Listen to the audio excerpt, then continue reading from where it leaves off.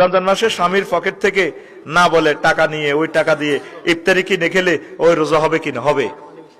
আম্মাজিরে এতটুকু চুরি করবেন, কারণ কতগুলি ফিসেসা স্বামী আছে হেতে আজাদনগর বাজারও কত রকমের খানা খায়, হেতে টুকুর করি এনে কুত্তার মতো চিবি চিবি ইস্তারের সময় যায় করি। বড় ইস্তার আছে না নাই জানা নাই, আপনি কিছুটি হাতের পকেটে তো চুরি করি দারুণ করি জবদা কোপ্তা চিকেন ফ্রাই খাবেন, জায়েজ আছে। এটা হাদিস সহিহ আল বুখারীতে আছে।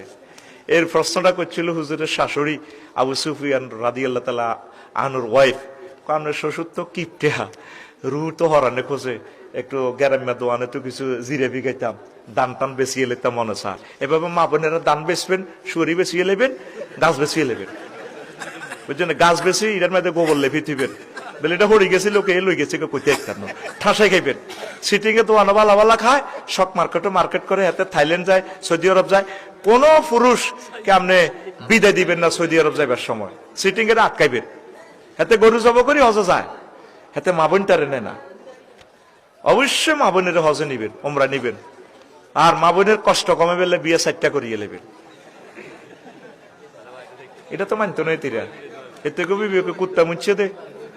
4টা বিয়ে করলে তখন সমাজে আর জেনা হবে না, সব মহিলা স্বামী লই কলজা ঠান্ডা করতে পারবো। আমিন ক